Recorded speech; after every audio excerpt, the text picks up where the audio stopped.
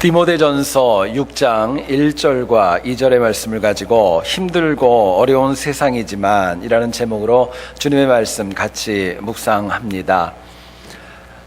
지난 4월 15일 이란의 어떤 마을에서 20살가량의 발랄이라고 하는 이름을 가진 청년이 살려달라면서 소리를 지르고 울부짖었습니다.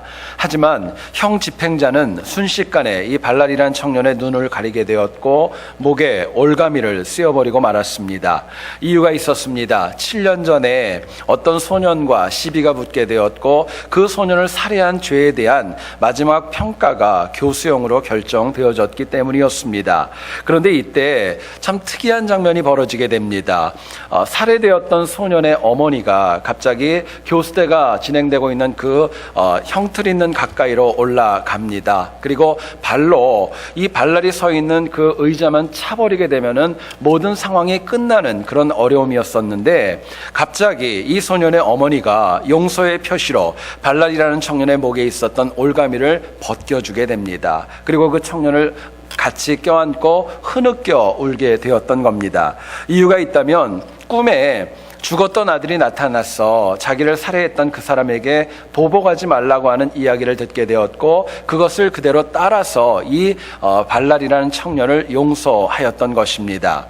여러분, 이슬람 율법에는 눈에는 눈이라는 의미의 징벌이 있습니다. 그들의 말로 얘기하면 키사스라는 용어를 사용합니다. 근데 이 키사스는요, 지금도 이란이라는 땅과 중동 지역에서는 굉장히 많이 유행하고 있다고 합니다. 받은 대로 돌려준다는 이 키사스를 통하여서 이란에서만 하더라도 한 해에 무려 700명가량이 목숨을 잃을 정도로 정말 심각한 문제를 야기시키고 있는 것입니다. 사람은 누구나가 다 이 땅을 살아갈 때 생각지 않게 힘들고 어려운 일을 직면할 수밖에 없습니다.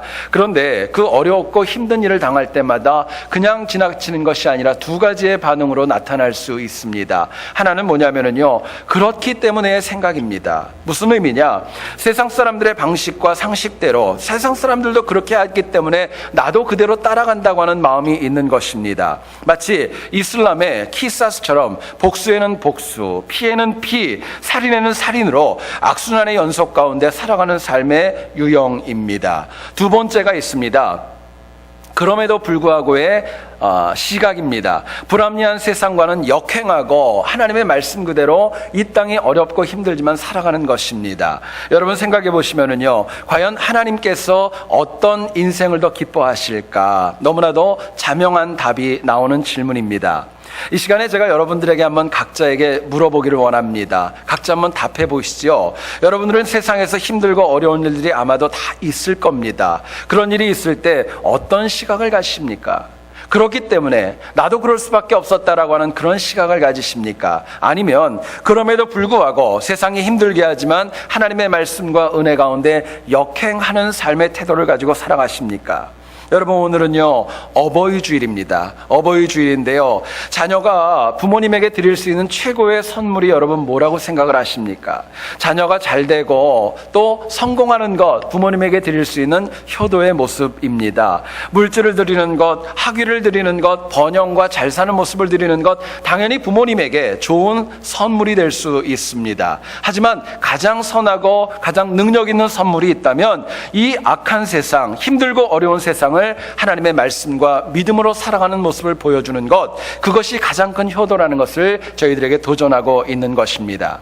오늘 본문을 보면 바울이 당시 복음을 알게 된 노예들, 종들에 관한 이야기를 저희들에게 말씀합니다.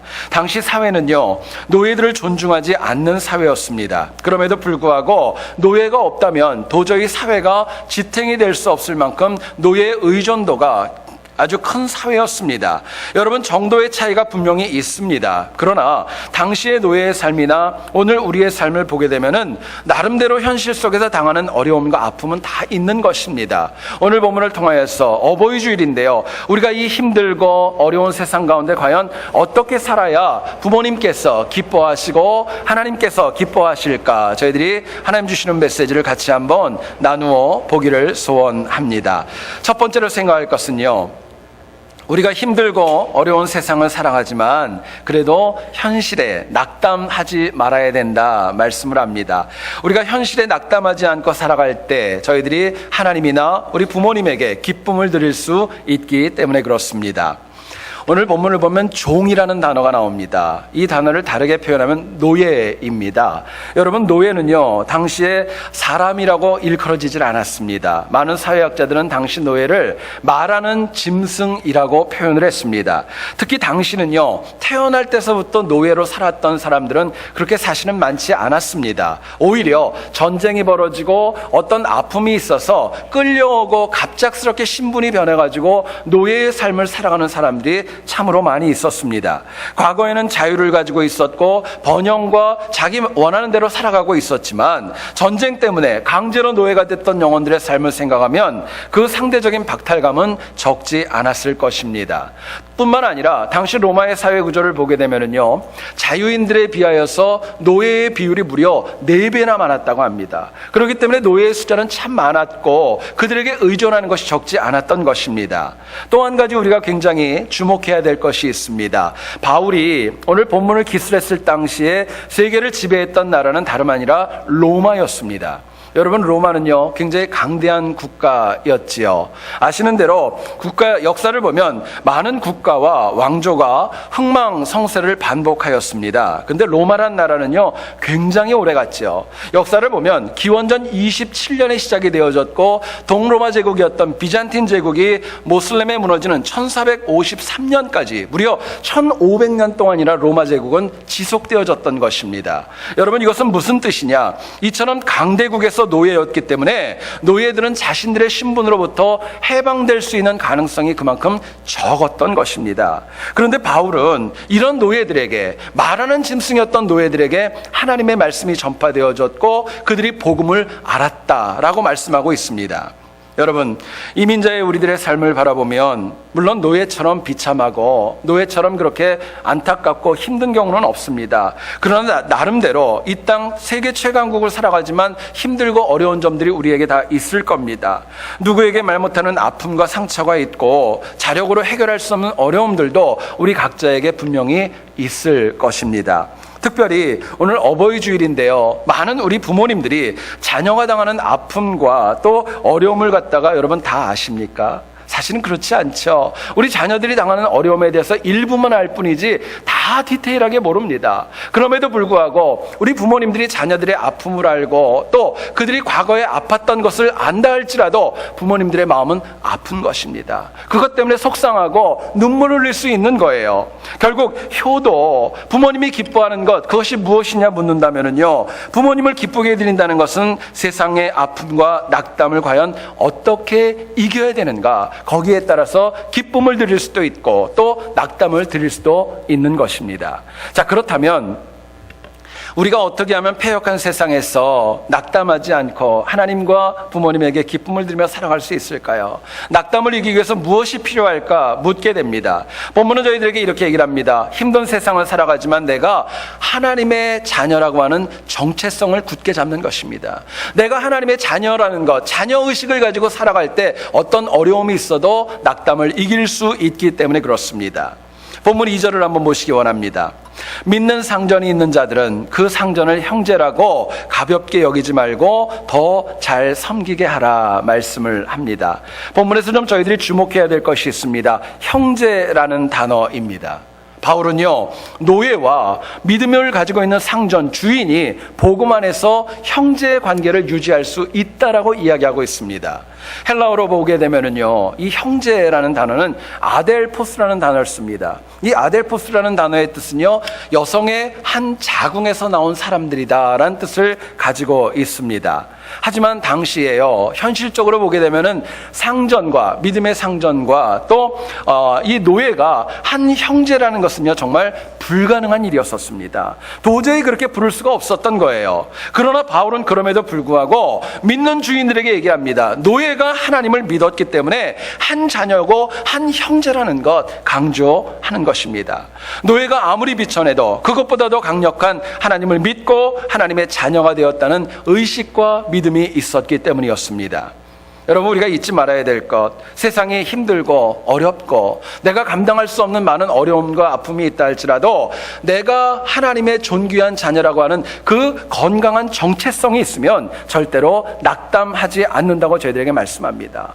여러분, 우리가 살면서 당하는 어려움과 아픔이 있어도 사실은 그 어떤 어려움과 세상의 그 무엇보다도 내가 더 존귀한 자입니다.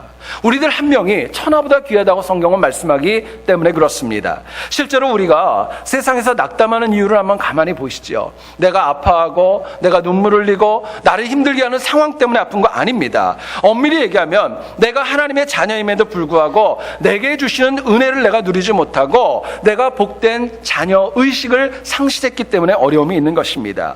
여러분, 우리가 악한 세상을 살아도 성령 충만하고 은혜가 충만해서 내가 하나님 자녀라는 것만 흔들리지 않는다면 낙담하지 않는다고 저희들에게 말씀합니다.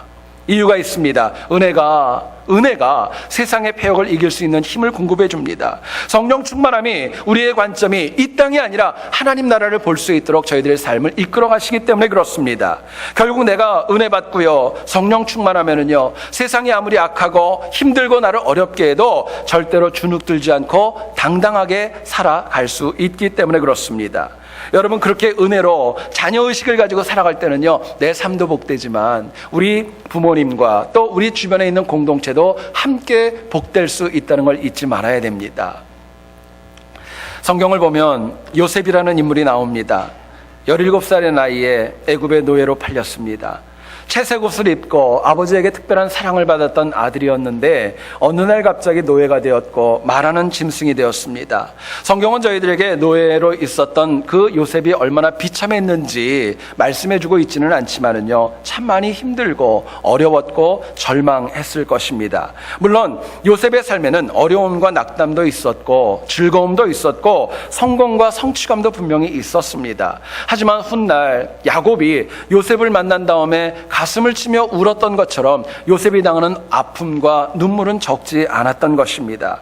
그럼에도 불구하고 성경을 보면 요셉은 힘들고 어려워도요, 전혀 주눅들지 않고 당당하게 노예였지만 하루하루 힘있게 살아가는 모습을 저희들에게 보여줍니다. 이유가 있습니다. 누군가 유력한 사람이 요셉을 도왔기 때문에 그런 거 아닙니다. 요셉 스스로가 나는 하나님의 존귀한 자녀야, 나는 하나님의 꿈을 가지고 있는 사람이고 나를 통해 하나님이 일할 것이라고 하는 믿음과 비전이 그 영혼에게 있었기 때문이었습니다. 아직 성취되지는 않았어요. 어려움은 있었지만은 자신에게 주었던 꿈이 이루어질 것이라고 하는 비전이 요셉에게 있었던 것입니다. 현실은 어렵고 눈물나고 비참한 것들이 많이 있었지만 자기 자신을 향한 건강한 정체성을 가지고 있어서 요셉은 일어날 수 있었고 기도할 수 있었고 쓰임 받을 수 있었던 것입니다. 여러분, 패역한 세상을 살아가는 우리에게도 요셉과 같이 내가 하나님의 존귀한 자녀라는 것, 하나님이 나를 위해 죽으셨다는 것, 이 자녀됨의 의식이 있으면 낙담하지 않는다는 것 잊지 말아야 될 것입니다. 성경은 저희들에게 얘기를 합니다. 인간을 죄인이라고 얘기하지만 더 강하게 얘기하는 것이 있습니다. 우리는 복음을 알았기 때문에 존귀한 자입니다. 존귀한 자라고 얘기를 합니다. 죄가 있지만 우리는 십자가 보혈의 은혜로 인하여서 의인으로 인정받은 사람들이라고, 천국이 보장된 사람들이라고 저희들에게 말씀합니다. 하지만은요, 마귀는 저희들에게 그렇게 얘기하지 않지요. 너는 죄인이야, 너는 부족해 얘기하지만은요, 하나님은 얘기하십니다. 아니야, 너는 존귀한 자야, 너는 내 자녀야, 내가 너와 함께 할 것이다. 하나님 말씀하십니다. 여러분, 세상에서 낙담을 이기고 살아가려면 과연 우리가 어떤 음성, 누구의 음성을 들어야 될까? 너무나도 자명하지 않겠습니까? 미국에 살아가는 많은 흑인들이 가장 존경하는 두 명의 리더가 있다고 합니다. 한 명은 마틴 루터 킹 주니어이고 또 한 명은 말콤 X라고 하는 사람이 있습니다. 인권운동가였던 말콤 X는 어려서 자신이 흑인이라는 자기 정체성 때문에 너무너무 자기 자신이 싫었습니다. 자기를 싫어하는 만큼 또 백인들을 너무나도 극심하게 미워하는 상처 가운데 성장을 했던 거예요. 문제는 백인을 너무너무 미워하면서도요, 이 말콤 X가 했던 것이 있습니다. 흑인이라는 자기 자신의 정체성이 너무 싫어서 아무도 안 볼 때마다 샤워할 때 자기의 이 피부를 비누로 열심히 닦아보아도 아무런 소용이 없었던 것입니다. 수많은 노력을 기울였지만 허사일 뿐이었어요. 여러분, 여기서 말콤 X는요, 자신이 결코 백인이 될 수 없다는 거 깊이 절감을 합니다. 그리고 또 생각이 바뀝니다. 자신은 철저히 흑인이 되어줘야 되고 더 나아가서는 흑인도 아름다울 수 있다고 하는 생각으로 전환이 되어지게 됩니다. 여러분, 그 다음부터 정체성이 회복되니까요, 오늘날 흑인들에게 아주 유명한 말씀이 있습니다. Black is beautiful. 흑인도 아름다울 수 있다고 하는 그 자아 정체성으로 많은 사람들에게 선한 영향력을 미칠 수 있었던 것입니다. 여러분, 우리가 이 땅을 살아가면서 힘들 때 있어요. 질병도 있고요. 자녀들의 문제로 인하여 아파할 때도 있고, 내가 예상치 못한 문제 때문에, 학업 때문에 많은 어려움이 있을 수 있습니다. 그러나 이사야서 43장 4절에서 하나님 저희들에게 이렇게 얘기를 하십니다. 너는 내게 보배롭고 존귀하고 내가 너를 사랑하노라. 주님 말씀하십니다. 다른 시각이 아니라 하나님의 시각으로 나를 보면은요, 나는 존귀하고 나는 복된 존재입니다. 그러나 역으로 세상의 기준과 사람들이 만든 관점으로 보면 나는 너무나도 연약합니다. 내가 나를 폄하하기 때문에 내가 나를 넘어뜨릴 수밖에 없는 것입니다.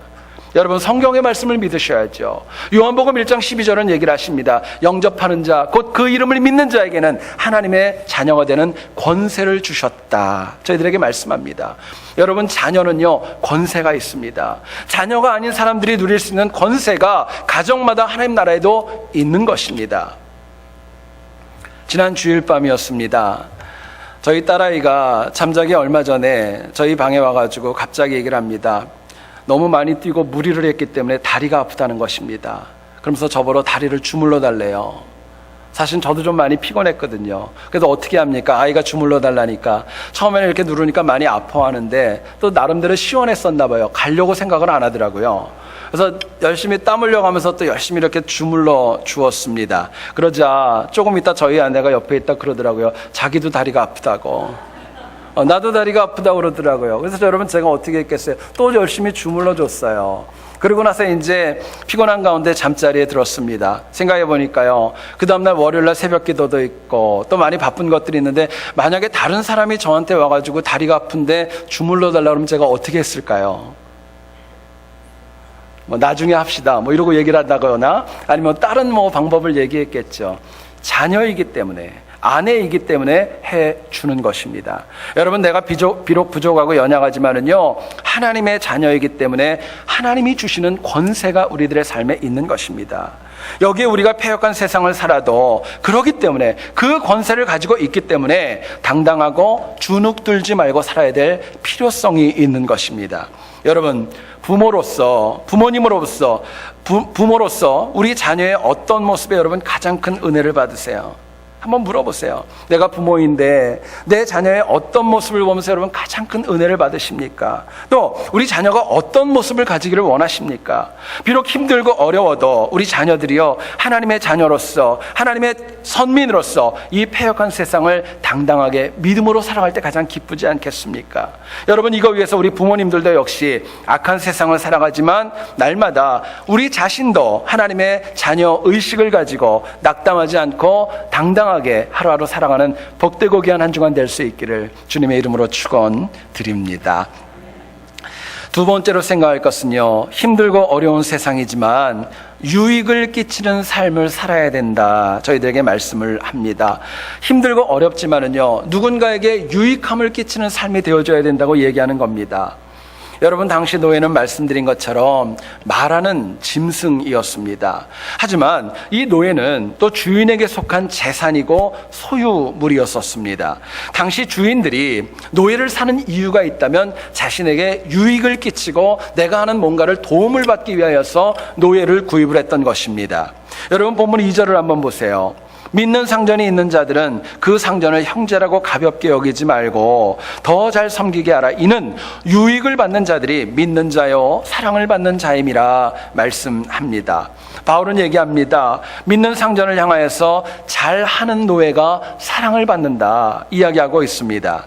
여러분, 만약에 노예가 노예가 당시 상전과 주인을 힘들게 한다면 어떻게 되었을까요? 그것도 같은 하나님을 믿는다고 하여서 너도 하나님을 믿고 나도 하나님을 믿기 때문에 더 주인을 갖다 경홀히 여기고 더 존중하지 않았다면 어떻게 되었을까요? 아마 그런 노예는 같이 살 수 없었을 것입니다. 뿐만 아니라 어쩌면 당시 그 법령과 사회 풍조 가운데 죽임을 당할 수도 있는 큰 죄가 될 수 있었습니다. 여러분, 그렇기 때문에 노예는요, 무조건입니다. 무조건 주인에게 유익을 주는 존재가 되어야 마땅했던 것입니다. 그래야 유익을 줘야 주인은 물론이고 본인에게도 득이 될 수 있었기 때문입니다. 여러분, 하나님 백성들, 신앙인들은요, 이 패역한 세상, 힘들고 어려운 세상을 살아갈 때 항상 유익을 주는 삶을 살아야 마땅합니다. 우리가 가는 곳마다 문제가 해결되어져야 합니다. 우리가 가는 곳마다 이전보다 더 좋아지는 모습이 있어야 됩니다. 감사하게도 하나님께서는 우리에게 그럴 능력을 주셨고 은혜도 주셨고 믿음도 저희들에게 허락하여 주셨습니다. 문제는 능력이 아니라 내가 누군가에게 유익을 주려고 하는 마음이 있는가 없는가가 더 중요한 것입니다. 여러분, 우리가 패역한 이 세상을 살아가지만은요, 어떻게 하면 타인에게 유익을 끼치는 삶을 살아갈 수 있을까? 어떤 마음이 있어야 누군가에게 유익을 줄 수 있을까? 묻게 됩니다. 본문은 저희들에게 이렇게 얘기합니다. 우리가 누군가에게 유익을 주려면은요, 주어진 일을 더 잘 하려는 마음이 있으셔야 돼요. 내게 주어진 것들 더 잘 하려고 하는 그 마음, 더 헌신하려고 하는 마음이 있을 때 내 주변에 유익을 줄 수 있는 것입니다. 본문 2절 내용 제가 다시 한 번만 봅니다. 믿는 상전이 있는 자들은 그 상전을 형제라고 가볍게 여기지 말고 더 잘 섬기게 하라 이야기합니다. 바울은요, 노예에게 얘기를 합니다. 그냥 주인을 섬기라고 얘기하지 않습니다. 더 잘 섬기라고 이야기합니다. 믿는 자답게 더 큰 유익과 더 큰 베네핏을 드리기 위하여서 더 잘하라고 얘기하는 것입니다. 여러분, 실제로 우리들의 삶을 한번 보세요. 내가 이전보다 더 잘하려는 마음이 있어야 유익을 줄 수 있습니다. 역으로 이전보다 더 잘하려는 마음이 만약에 없다면 어디에서도 유익을 줄 수 없는 것은 당연한 것입니다. 문제는 내가 능력이 있다 없다, 능력이 크다 작다, 이게 중요한 것이 아니라 내가 정말 더 잘하려고 하는 마음이 나에게 있는가, 이게 더 중요한 도전입니다. 여러분, 하나님, 심지어는 우리 부모님들도 우리 자녀들이 부족하고 연약한 것이 있지만 그래도 더 잘하려는 그 마음, 더 섬기려는 그 마음 가운데 기쁨이 있고 은혜를 받을 수 있기 때문에 그렇습니다. 여러분, 이것은 관계만의 문제 아니지요.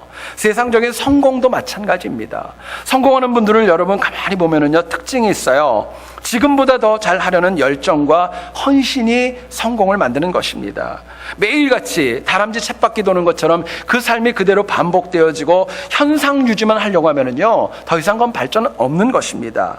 여러분, 하나님 백성은요, 성공하셔야 됩니다. 하나님 주시는 은혜 가운데 성공하셔야 되는데, 이거 위해서 나에게 주신 모든 일 가운데 더 잘하려고 하고 더 헌신하려고 하고 더 인정받기 위해서 더 많이 땀 흘리는 수고와 헌신이 있을 때 유익을 줄 수 있고 힘들고 어려운 세상에서 승리할 수 있는 것입니다.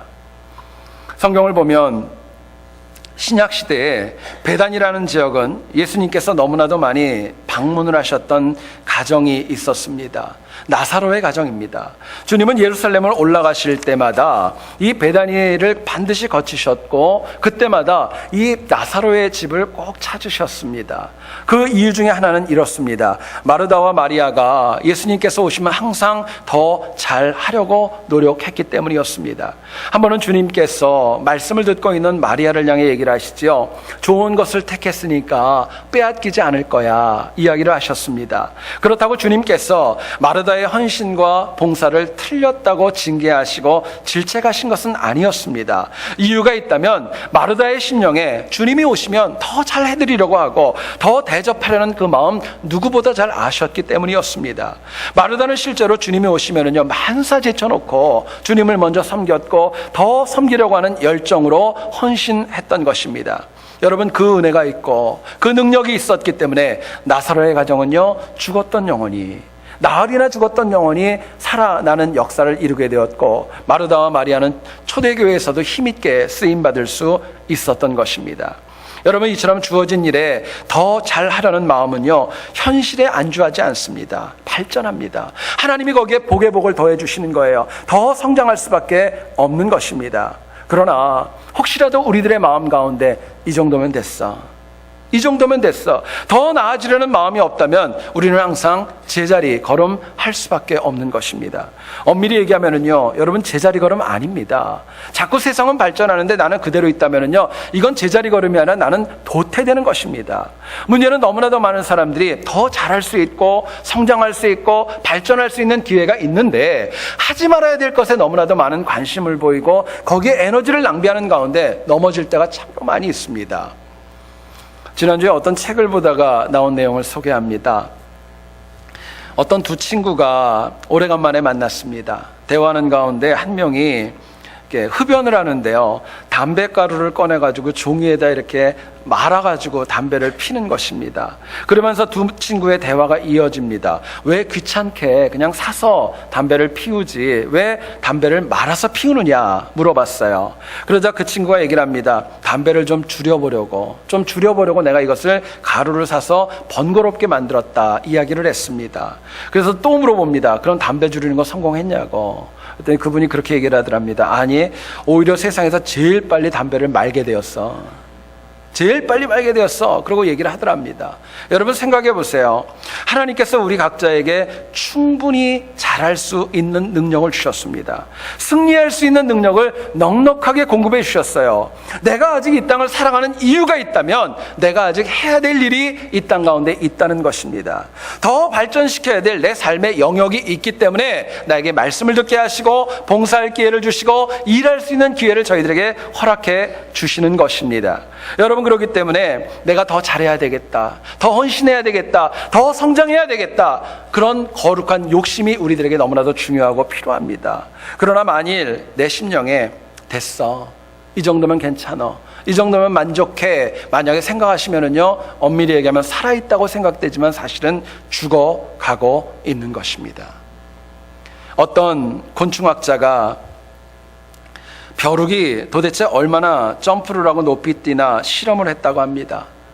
가만히 보니까 학자는요, 벼룩이 최대로 뛸 때 보이지도 않는 그 작은 곤충이요 20cm에서 30cm까지 뛸 수 있다는 것을 발견했습니다. 그리고 이 학자가 특별히 잘 뛰는 벼룩 몇 마리를 모아가지고 7에서 8cm가량 되는 유리컵 안에 넣어 놓게 되었습니다. 그리고 용기에 그 뚜껑을 닫아놨어요. 가만히 관찰을 해보니까 이 벼룩이 그 안에서 점프하다가 자꾸 부딪히는 거예요. 얼마의 시간이 지났습니다. 얼마의 시간이 지나고 이번에는 유리컵의 뚜껑을 열어주었는데요, 놀랍게도요, 그 안에 20cm, 30cm를 뛰던 벼룩들이 이제는 7에서 8cm 더 이상을 뛰지 못했다고 합니다. 여러분, 생각해 보시면은요, 못한다고 하면은 정말 못하는 거예요. 못한다고 하면 정말 못하는 거예요. 그러나 내가 더 잘하려고 하고 내가 더 헌신하려고 하고 더 주어진 일에 열정을 가지려고 하면은요, 할 수 있는 것입니다. 여러분, 옛말에 그런 말이 있죠. 하늘은 스스로 돕는 자를 돕는다 말했습니다. 여러분, 이처럼 더 잘 해보려는 영혼만이 더 힘있게 쓰임받을 수 있다는 거 잊지 말아야 됩니다.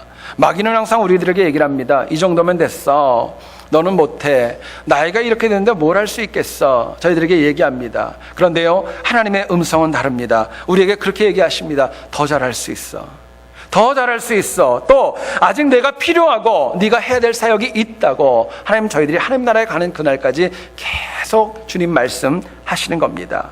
여러분, 우리가 어떤 음성을 들어야 될까요? 어떤 음성을 들어야 하나님 기뻐하시고 어떤 음성을 들어야 믿음의 유산을 남겨주신 부모님에게 기쁨이 될 수 있을까? 여러분, 선택하셔야 될 것입니다. 비록 힘들고 어려워도 한 주간 동안 또 평생 동안 내게 주어진 일 더 잘하려고 하는 열정이 있기를 소원합니다. 그래서 힘들고 어렵지만 더 주님 안에서 많은 사람들에게 유익을 주는 승리가 있기를 다시 한번 주님의 이름으로 축원드립니다. 여러분, 똑같은 사람이라도 어떤 관점과 어떤 태도를 가졌는가에 따라서 그 사람의 인생은 바뀔 수 있습니다. 힘들고 어려운 거 다 똑같습니다. 내 문제가 제일 힘들어요. 남이 나보다 더 많이 다쳐도 내 손에 있는 가시가 더 아픈 것이 그게 인생입니다. 그런데요, 내가 그렇게 힘들고 어렵지만은요, 그렇기 때문에 세상과 똑같은 방향으로 가는 그런 순행하는 것이 아니라 그럼에도 불구하고 하나님 말씀 붙잡고 나아가는 역행하는 자세가 저희들에게 필요합니다. 그럴 때 힘들고 어렵지만 승리할 수 있기 때문에 그렇습니다. 여러분, 이거 위에 오늘 본문은 얘기를 합니다. 내가 하나님의 존귀한 자녀이고 또 그거 기억하여서 낙담을 이기라고 말씀하고 있고 항상 더 잘하려는 그 의식으로 사람들에게 유익을 주는 삶을 살아야 된다 말씀하십니다. 여러분, 이와 같은 열정과 신앙으로 하나님과 부모님에게 더 큰 기쁨 드리는 승리하는 한 주간 될 수 있기를 주의 이름으로 축원드립니다. 기도하겠습니다.